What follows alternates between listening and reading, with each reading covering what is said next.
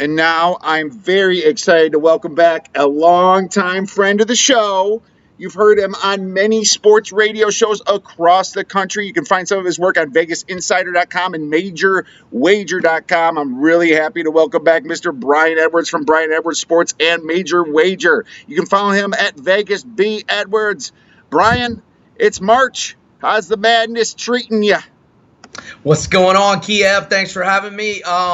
I had kind of a rough day yesterday, and I have been on the sidelines so far today, but I had a good this past weekend, so nothing great, nothing horrible. Yesterday was kind of horrible, but we move on. Oh, dude, we sure do, and it's an everyday thing. And if we didn't have our bad days, we wouldn't have our great days. But that's what it's all about. And I'm hoping Miami wins this because I have a nice plus 330 and plus nines. It looks like it's going to happen unless overtime happens. So I'm crossing my fingers, man, because I need this. I did take a loss on NC State today. I got the over. But I'm praying, my man. Yeah, those overtime underdogs are a bitch. I had West Virginia plus 4.5 to Baylor last week. Everyone had that. Everyone had West Virginia. And it was the right side. Oh, and it was. I had Boise State plus 7 at San Diego State, the first of 2 games, whatever that was, 2 Thursdays ago. Mm-hmm. So I got 2 of those in like a 5-6 day stretch. Oh, unreal. And for anyone watching video, if I turn my head like this, I'm just watching the end of one of these games. So please don't be. And if I stand up, I'm looking at the score of that game. Here you go. Well, man, before we get into college basketball, I'd be very hard-pressed to not ask you your thoughts on the Peter Yan, Aljamain Sterling shenanigans that went through our last weekend. I took a loss on Yan, and I took a loss on the total. I thought it was going over 4.5. It might not have went over 4.5, but Yan was going to win that fight. What are your thoughts on the rule itself, the title change result, and if the UFC needs to make some adjustments? Well, the thought of you having Yan is as bad a bad beat as the overtimes and OT underdogs like West Virginia and Boise that I mentioned. I actually had Sterling. He was actually my biggest bet of the night, and it was clearly an illegal knee. And I wasn't getting greedy, bro. I was just going, oh, I might get a no contest here. And,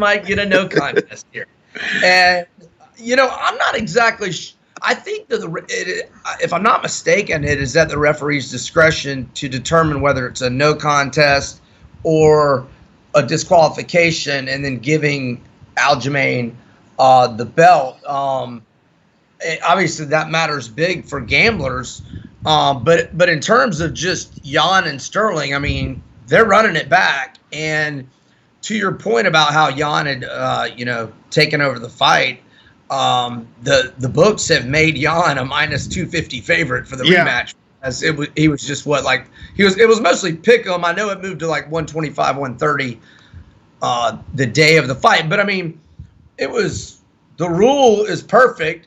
If you have a hand or your knee down, the only rule is you can't kick or knee to the head. That's considered a downed opponent. It's the right rule. I've never even cut weight, wrestled, anything, and I knew it was a foul. So any fighter should know it's a foul. Surely a champion should know it was a foul. You can't do that. But I feel for bettors. It probably should have been a no contest. But well, did his corner give him bad advice and say to kneel? I couldn't understand the language really. Well, Cormier said that Khabib told him that one of the main coach said just punch, and I think he might have said that in English. If I'm not positive. Yeah, I'm not either. But then one of the Russians was screaming, and Khabib told Cormier that one of the Russian coaches said, "Kick him," and then he kneed him, and it's over. And Khabib told DC he should fire his whole corner. Okay, and here's my take, and I agree that it should be a disqualification. I think it's kind of weird that in an ultimate fighting setting that there's a rule where you can't finish an opponent a certain way. He could have just roundhouse, like just say in another situation, you could roundhouse the hell out of somebody, and it might affect almost the same as what a knee could do. I don't know. That's up to Well, you other remember back in Pride, like Pride way fight, back yeah. where Rampage and Shogun.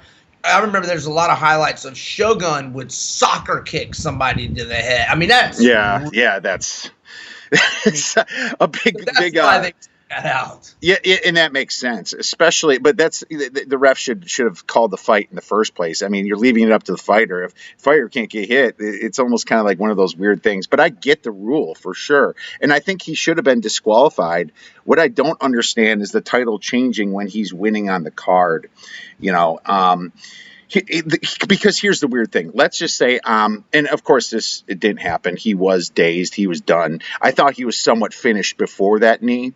But anybody in the future could say, well, look what Aljamain Sterling did. He got the title by not getting up. I'm going to choose to not get up, you know? Well, remember we had Anthony Smith and John Jones, and John Jones landed. I can't remember if it was a elbow, was it? Yeah, I don't.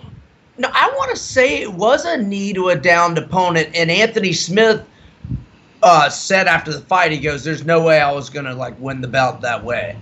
Mm-hmm. But I don't blame Sterling. I mean, that was a clear knee to the head. But you might remember the Alvarez Dustin Poirier won when Alvarez landed an illegal knee, but they called that a no contest. Right. So that's what makes me think it's the referee's discretion. I don't know why he would award it when Sterling was I think it's clearly probably losing. He thought Eddie didn't do it on purpose, or that Eddie didn't know Poirier had a hand on the ground, whereas Jan, it was clear. It was clear.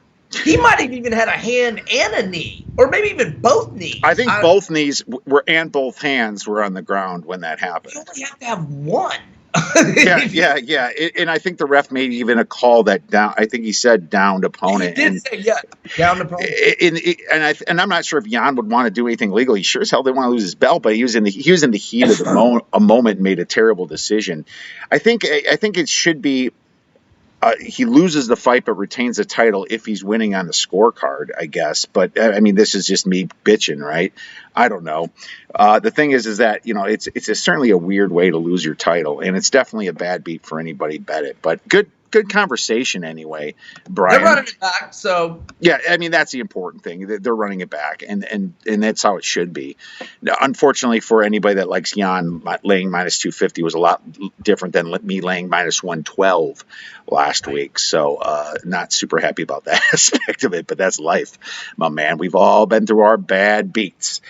Well, let's move on then to a little bit of these conference tournaments, if you'd like to chat a little bit about that, Bryan. You know, let's start with the ACC. Now, we know that the ACC made the rims larger for Duke in Greensboro here. I mean, how else can you explain all the points that we've been seeing in these shots? Or maybe they grabbed a women's size basketball. I don't know, child size even. Does Duke even have a chance if they get to the final game to get to the NCAA tournament?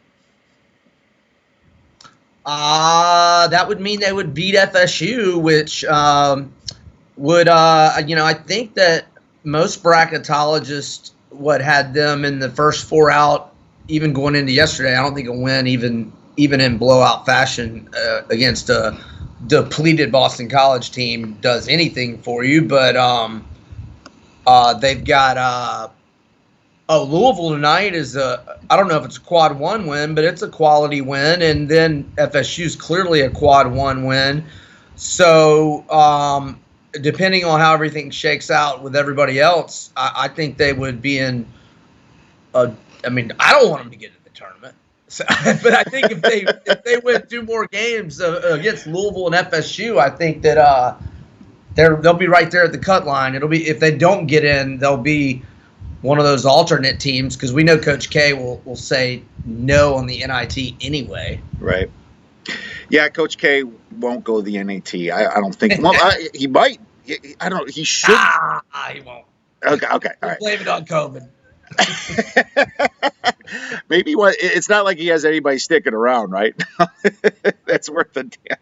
Yeah, I mean, it's just a bad look to go to the NAT when you're Duke. It's like it's almost like accepting defeat, and I think sitting out from the NAT is probably better for your recruiting than even going. But yeah, I mean, I'd love to see Duke out, and I guess I'm a Duke hater. Call me what you want, but I'm just sick of hearing about them. I am.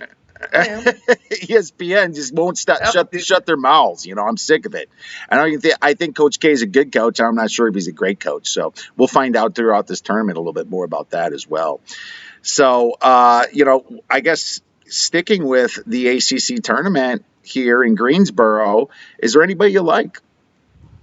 Man, Virginia's the top seed. I don't think they're playing very good basketball. No, I'm not really high on really anyone. I mean, FSU was really playing well, but now, they lose at Notre Dame. And, the Saturday before, they blew a big lead at North Carolina. I know those are true road games, but, I mean, it's COVID. There's not like we got jam-packed crowds. And, Notre Dame's had a really rough season. So FSU, has lost 2 out of 3. I mean, I look at that conference and I see FSU probably gets to the Sweet 16.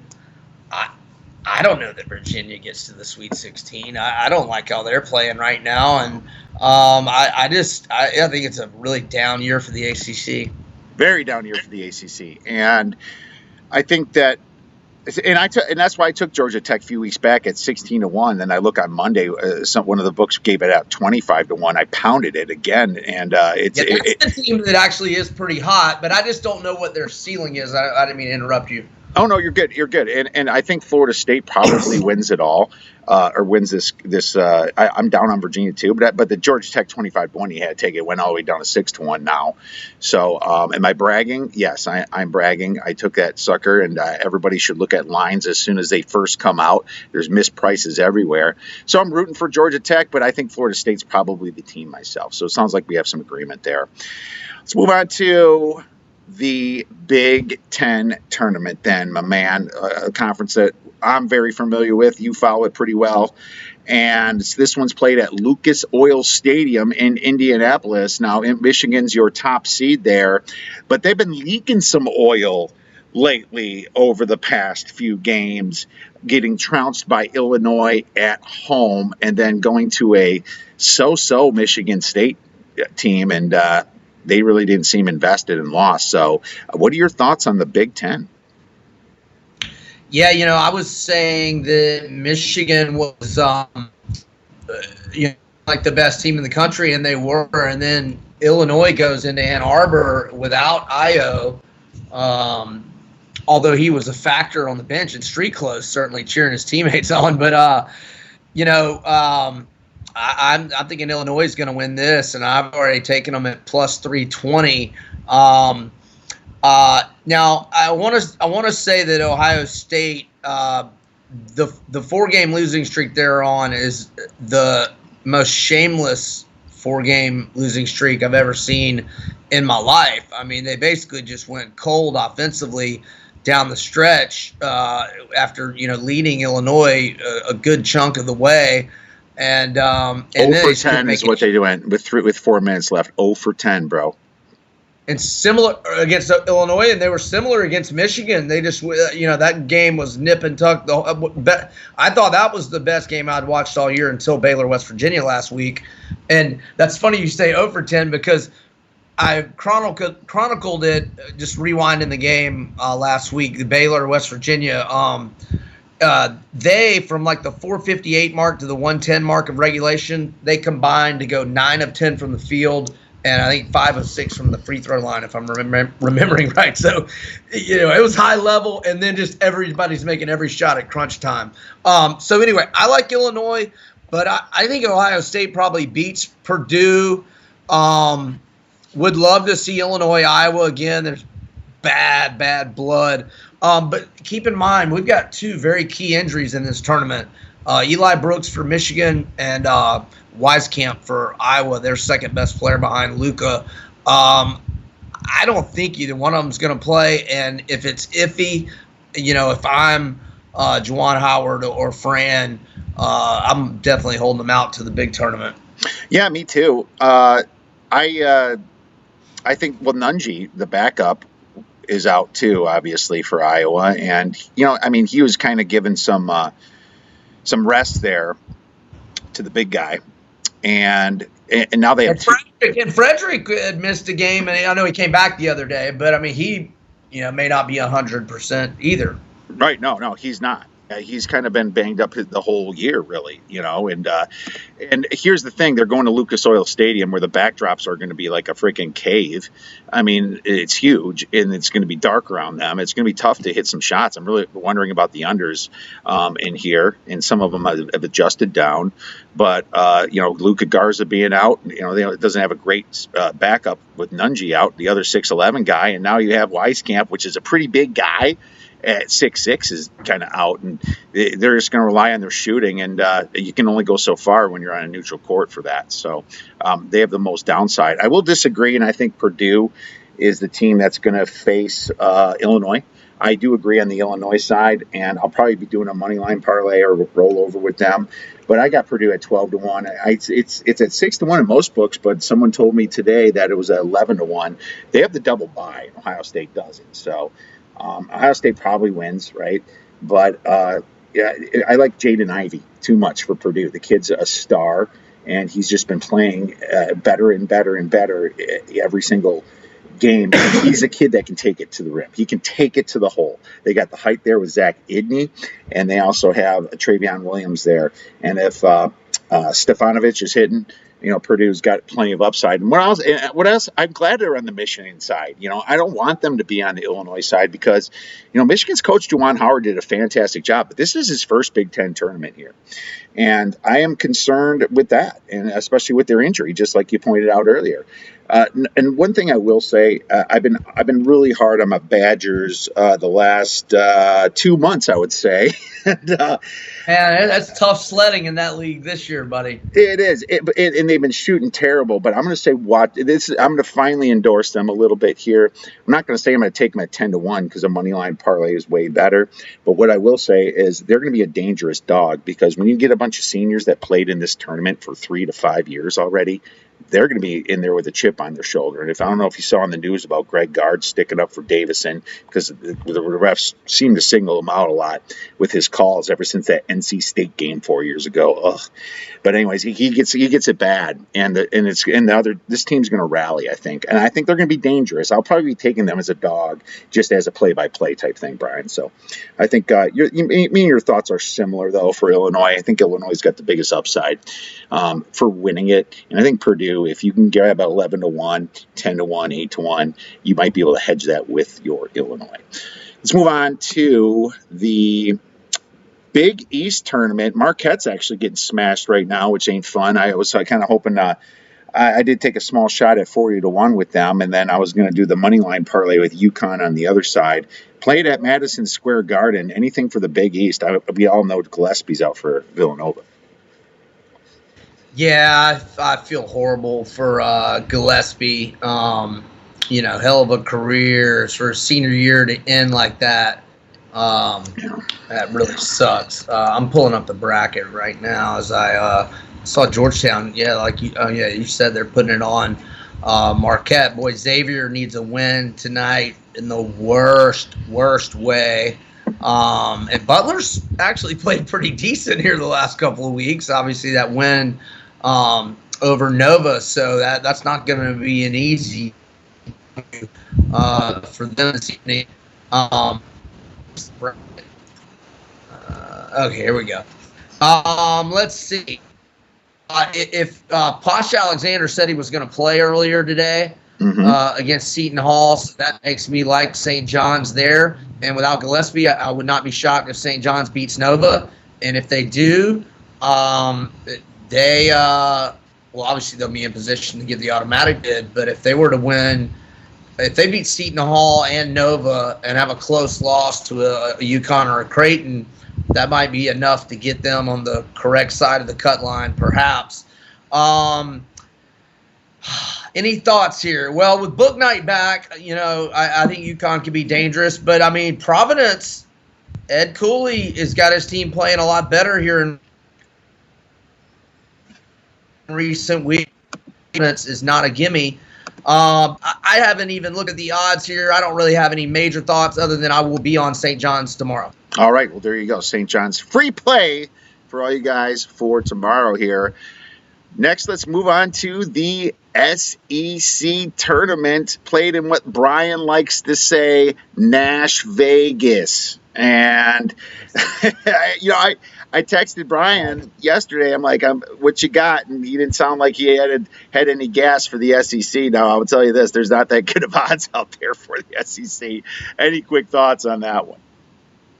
I think Alabama and Arkansas are the only two SEC teams that are going to make the Sweet 16, in my opinion. I could see Tennessee or Florida beating Alabama on Saturday, perhaps. I don't see Arkansas losing unless LSU. LSU can score 90 at any given game. They've got 4 elite scorers. And that freshman, Cam Johnson, he is a professional bucket maker. But they play no defense and are so poorly coached, especially from a defensive standpoint. Tennessee is an elite defensive team, but they just struggle to get buckets. The Gators, we're okay. Look, when all that happened with Keyshawn Johnson, I was just kind of in a state of kind of throwing the season away. I just wanted him to live, and he survived.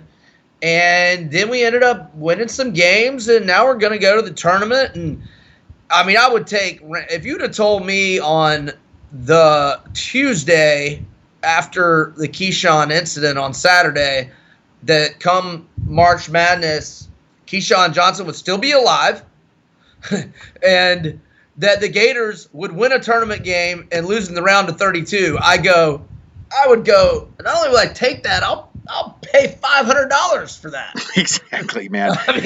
That would work all day. So, but I don't think the Gators have Sweet 16 unless they play the game we played at West Virginia. If we play like that, we could beat somebody. But we're probably going to be in an 8-9 game. A 7-10 game, potentially, and so we're gonna have a tough round of 32 opponent. Oh yeah, and I'll tell you right now, I agree with you 100%. I'm shocked. It's a win that the Florida Gators even made it this far. Tennessee's just been up and down, and their coach has just been such a bad tournament coach at the end. Such a horrible coach with Burns over there. And let me tell you one stat on Arkansas that will floor you, because I know you're around my age and remember the Nolan Richardson era very well. When would you guess the last time Arkansas has been to the Sweet 16? I'll just say 2005. I don't know. It's been a while. 96. Jesus.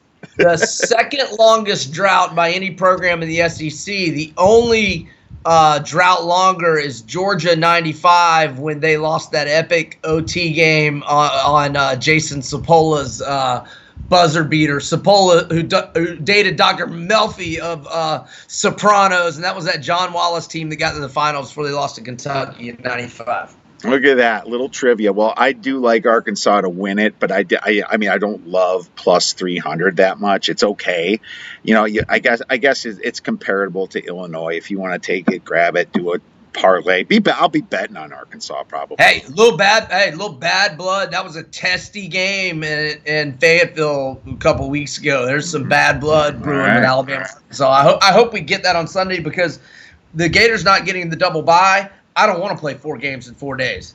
I want to beat I think we play the winner of the game tonight with Vandy and A&M, and then we get Tennessee. And if we win those 2 games, great. I want to lose a close one to Alabama, get back to Gainesville Saturday night, relax, chill, watch the show, be ready to go hard at practice Monday morning. I do not want my team getting back to Gainesville Sunday night having played 4 games in 4 days.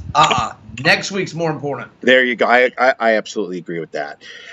So, no, good stuff. That's the other for the Big 12. I don't have much. I think there's just so many good top-heavy teams there. Kansas at plus 500. What the hell? I mean, I was on a show earlier today. They win at 73% of the time over the past like 30 years or something. They win this Big 12 tournament, man. However, one of their best players is out because of contact tracing. David McCormick. Okay. Kansas starting center is out. He averages 13.4 points, 6.1 rebounds, team high 1.0 block shots per game. He is out for the tourney. Self says he's pretty confident that he's going to be able to play next week in the big tournament, but he's out. So in my mind, no show.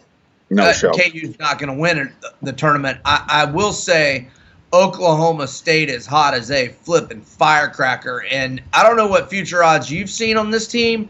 If you can get them better than 25-1 to win the big tournament, and they're plus 800 to win this tournament, and Cunningham and the other guy who's been hurt have been cleared and will play tomorrow, and West Virginia's favored by 3. I like Oak State in that game, but I love both of those teams in general. West Virginia and Oak State are both legit Final Four contenders, and they play tomorrow morning at 11:30 a.m. Eastern. Early for you. What is that? 8:30? I'm not getting up, man. I'm gonna DVR it and then maybe I'll wake up for the second half with some. No, I got babies, man. I got a 2-year-old. I'll be up. So believe it or not, the East Coast people like me because I'm up pretty early. Maybe not as much on Sunday, but let's just say after a few brewskis on Saturday. But I'm usually up pretty dang early throughout the week, my man. But let's talk a little SEC here. And I got 4 games that I'm projecting the lines. It's simple to do. You just look at KenPom and then you adjust it how you think it's going to move. I got Mississippi State versus Kentucky, and I got Kentucky probably about a 2 to 3 point favorite, and I'm thinking like a 132 total on this. Any thoughts on that game coming up tomorrow? Yeah. The line is out, and I think you nailed it. I think it is 2.5, and 130 and 1/2. Okay. And I guess I don't love that game. I would slightly lean Kentucky. Yeah, I mean, Mississippi State was hot for a while, and red hot. And then they just it's funny with college basketball. You gotta every team at one point plays out of their mind for a couple games in a row, right? And it's when they bust tickets. They go out there and mess people's tickets up, right? Or if you're lucky enough to just jump on them. But most of the time, the public doesn't jump on a team that it's going to change. They expect the same thing. And that's where Vegas, butters their bread, right? That's where, people come in and just bet what a team's been doing. It's hard to predict it, of course. I'm not saying it's easier by any means, but Mississippi State had that. But there's a difference between a good team that gets hot or cold or a bad team. I don't think Mississippi State's a good team. I just think that they had their little hot streak, right? As far as Kentucky, I can't say they're that good either because they have their problems. And God, are they in the tournament, buddy? I don't know, Brian. No, I don't think so. I mean, they've got a couple good wins. I mean, they won in blowout fashion at Tennessee and at Florida, but no, they have to win at all. Oh, 9-15. What am I thinking? It's not even a question. I guess I was kind of thinking them as like a Duke or something. No, yeah, they're toast, man. But yeah, they got to win it all in Nashville. Does Coach Cal rally the troops? For a guy like Keon Brooks, Brandon Boston's been doing pretty good. I don't know. Does he rally the troops here? I think they might. I think Coach Cal's I think he's shopping for another job, but in NBA. But I don't know if anybody in the NBA wants him. I will not be surprised at all if Cal leaves. Yeah. I mean, he's got some good qualities. He can motivate some kids, but he's also worked with some of the best kids out there, too. So hard to tell for me. I don't know much about the NBA, except they don't play a lot of defense, so they should draft LSU players. But on the other side of the coin here, I think I might play Kentucky here if it's under 3. So yeah, I lean Kentucky. All right, well, there you go. Lean Kentucky from Bryan. Georgia versus Missouri, and I see -5 here is kind of what I predicted. Maybe it should be 6, but I got it's or circa opened at 5.5. Okay, 5.5 total of 150. Is that right? 154. It looks like they might have opened at 151.5, but it's 154 now. Okay. I retired from handicapping Missouri games this year. I'm done. I had them against LSU Saturday. I'm done. I'm done with that squad. I'm absolutely done with them. Dude. I'm not facing them. I'm not backing them, and that's it. Yeah, they're a team that when everyone's down on them, you got to be up on them. When everyone's up on them, you got to be down on them. They're just completely all over the place. And who knows? I mean, they could shoot if they could shoot a little bit better and not play haphazardly once in a while. They'll just kind of be a little bit erratic. I think they'd be a really good team. You know, they would probably be in the conversation of the Alabamas. Man, I don't know. I mean, you look at their resume. They've got. I mean, they've beaten Oregon. They've beaten Illinois. Even a pretty good Liberty team. They won by double digits at Arkansas. But then they lose by 15 at Mississippi State. They lost to Georgia handily by double digits. Oh, I remember that game. They lost at home to Ole Miss. I mean, you just never know what you're going to get out of those guys. Never. Yeah, you don't. So I'm going to pass on that one as well. All right, the next one I wrote down is some shitty team versus Florida. And I'm going to put Florida as a 7-point favorite-ish against either Vandy or A&M. I mean, I don't know. I mean, it's a look ahead here. Obviously, does it matter who they play here? Is Florida a play on team? Is the question to me. Well, I mean, look, if A&M, they didn't play one game in February, if I'm not mistaken, and their first game back, I think they'd only had a few days of practice. I think they lost by 6 to Mississippi State at home, and then they led in Fayetteville for 35 minutes and were up double digits most of the first half, and they looked really, really good. And as far as Vandy, man, Vandy has been on an ATS run lately. Now, they barely didn't cover at Ole Miss the other night. But, they were missing Pippen, who's by far their best player. They were missing him for a couple games and still covered a couple of times. Vandy's on a nice ATS run. If Florida were to be double digits to either one of those teams, I think it would be underdog or pass, but I don't know that I'd do either. When Disu went out, I kind of thought Vandy would take a bigger step back.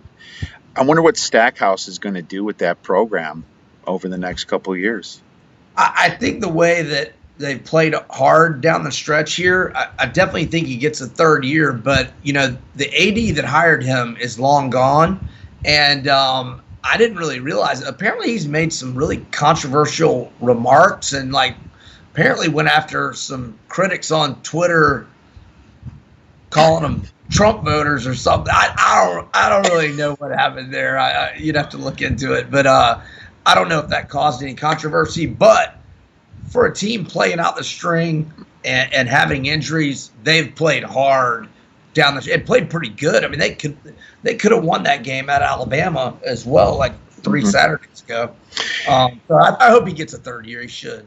Well, yeah, most coaches should, unless they did something real stupid. I guess being immature on Twitter is nothing new to some people. And I mean, if you're going to do that, come on, talk to Kevin Durant and get yourself a burner account. I mean, seriously, dude, it's not that hard. Oh man. So, I mean, yeah, Florida, I mean, I probably would bet Florida anything under 7, but I don't know. We'll see where this thing, comes out for Florida. And if they win too many games, Bryan, I'll tell them to slow down for the NCAA tournament for you, all right?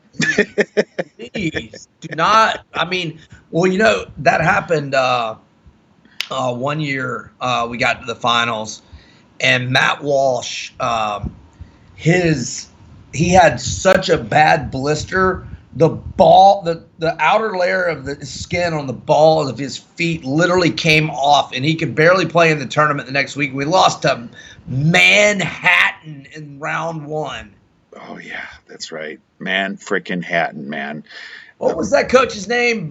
He ended up going to Seton Hall. Bobby Gonzalez, maybe? That sounds about right. Manhattan from the MAC or the Metro Atlantic Athletic Conference. AAC, right? Yeah. AAC, the fraudulent MAC. Right. That's saying something when there's a fraudulent MAC out there. So, yeah, I actually bet those games because there used to be the few only games on Fridays, right? So I pay. Iona, Siena. Iona, St. Peter's, Canisius, and oh man, Quinnipiac. Yeah, this gets a little fun.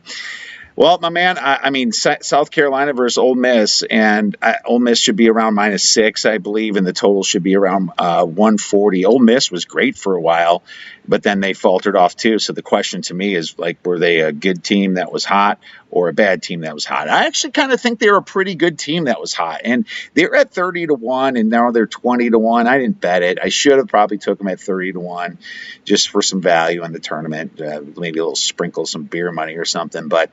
I don't know. I think they could be dangerous. Any thoughts on Ole Miss? Well, I'll just say this: Frank Martin obviously took him to the Final Four in 2017, but I don't even think they've been in the NIT other than that. But for whatever reason, as bad as they normally suck, other than 17. They always seem to win a game or two as an underdog at this tournament. It seemingly happens every year. I don't have the stats to back it up, but you can just go back and if any of your listeners want to go back and look at it, and I apologize for bringing it up and not having don't worry. The factoids. But South Carolina is always good in this tournament for whatever reason. I will say, but now urgency does not translate into success necessarily, but most bracketologists have Ole Miss in the next 4 out, or I've even seen one that had them in the first 4 out. So, Ole Miss, if they win 2 games, they're in the combo, and if they win 3 games this week, maybe they get in. So they got plenty to play for, but that doesn't translate into success. That's right. So. Good stuff, man. Let's quick touch on the UFC, and obviously UFC 260 is coming out, and then there's a UFC Fight Night 187, but they changed the name of that as well, ESPN, whatever. But either way, the main event, Leon Edwards versus Bilal Muhammad, and Muhammad's a huge dog, plus 220, and I just want to say that it's going to be an interesting fight. Both fighters are pretty hungry to me, but the price is really telling you Edwards is going to win. Edwards is only bad loss, or I wouldn't say bad loss, to Kamaru Usman. That's not even that bad of a loss, and that was way back in 2015. 29 years old here, man. 18-3. His only losses were by decisions and 1 DQ a long time ago. So I mean, I counted the three piece in the soda from Masvidal. I know it wasn't in the octagon, but I counted that as a semi L. Do you remember that? No. After okay, so Masvidal knocks out Darren Till, and Leon Edwards was on the co-main event, and Masvidal is doing a post-fight interview backstage with Laura Sanko live. Oh, they got a fight. Oh, I do remember something like Edwards that. Yeah. comes talking trash, and Masvidal's like, "Come say that in my face," and then he had his hands behind his back, and then he was just like, boom, boom, boom, boom, boom. And then when he's interviewing with Brett Okamoto later, he goes, "Well, I just had to give him the 3-piece and then the soda." That's right. Everyone loves Jorge Masvidal, man. Dude, so okay, let's call him. Let's just say 4 losses then. All right, so I was kidding. I mean, here's the thing. Bilal Muhammad, 18-3, 32 years old. He hasn't faced the same competition as Edwards, I don't think. He's fought some good fighters, just not the same. Not even close to the tier. Not even close. Yeah, because Edwards fought tier 1. I'm sorry to interrupt, but I will point this out. Edwards was supposed to fight Tyron Woodley in the UFC London headliner like 372 days ago. In other words, it was the first thing that got canceled UFC-wise, pandemic. And then he got booked multiple times, and always there was a visa issue, or Chimaev got COVID, and then he was whatever. Like Leon may have some octagon rust, whereas Muhammad just fought. He took this on short notice. He fought like 3 or 4 weeks ago and has been extremely active. So for whatever that's worth, if anything, I think Edwards is the better fighter. I just wouldn't risk all that chalk.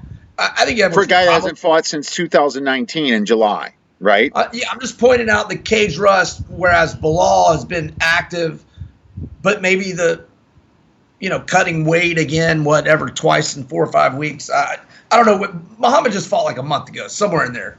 Right. Well, I agree. And yeah, I mean, the thing that I look at mostly for this fight is that over 4.5 rounds. I mean, that's the one at -200. I'll lay it at -200. I mean, he's went the distance 11 times in his 21 fights. 5 of the last 6 against the better competition, of course, and Muhammad was 7 of the last 8. He's went the distance, I mean, I'll take it at -200 over 4.5 before I go to the decision at -190. A 10-cent difference when all the action can happen at the end, last 2 minutes and 30 seconds. Hell yeah.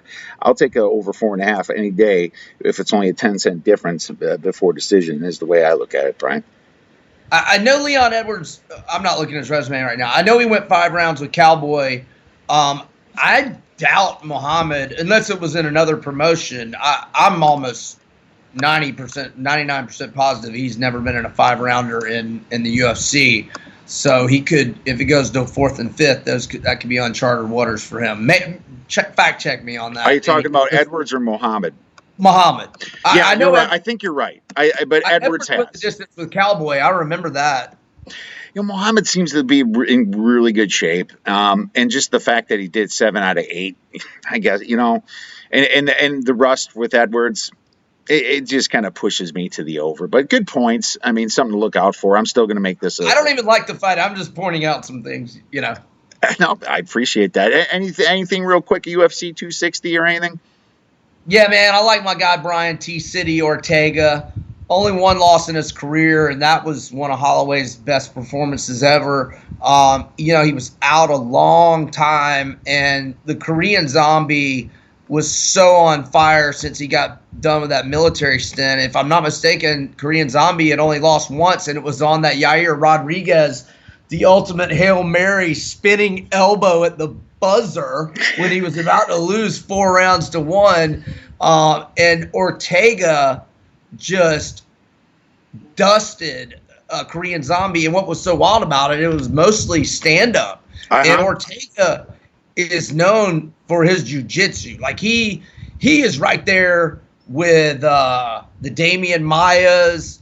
He is a Gracie jiu-jitsu guy. And it showed how much improvement Ortega has made in his stand-up, because Zombie is a stand-up. And I was on Zombie that fight and lost. I mean, I laid it. I was wrong. I love Ortega in general. I'm on Ortega. His height and reach advantage against Volkanovski, and I know it was with Holloway too, but I thought Holloway won that second fight. Mm-hmm. But his height and reach advantage is going to be off the charts, and I think he's way better on the ground. And he showed now he's a pretty badass with a stand-up. Now, if you can out box Korean Zombie for 25 minutes, that's pretty damn impressive. Yeah, it really is. I 100% agree with that, man. Well, my man, that's good stuff. You're taking Ortega. I'll get into that UFC 260 the week of. But thanks so much, Brian, for coming on, my man. Where could our listeners find your great information? Yeah, man, I think you gave it all out at the beginning. But yeah, at Vegas B. Edwards on Twitter. You can also follow the Major Wager Twitter account. I do a lot of tweeting about injuries and such there. That is at Major Wager Uno. I'm doing a new pod Tuesdays and Fridays at 2 Central on A to Z Sports, like ATOZ Sports. It's on all their social media accounts if any of your listeners want to follow that. And as always, Kiev, enjoyed it. Thanks for having me. And maybe Wisconsin and Florida. Hey, if we both make the Sweet 16, call me. We'll get me back on as we're prepping for our squads to play in the Sweet 16. Not like MSG that night. You forgot all about. All right. Well, you know it, man. I'll be calling you. We'll share some beers and prep it up, man, and have a good time. So thanks so much for coming on, man. Enjoy. And you know what? I'll be watching you later on VSiN tonight. Enjoy the rest of your day. All right, brother. Thanks.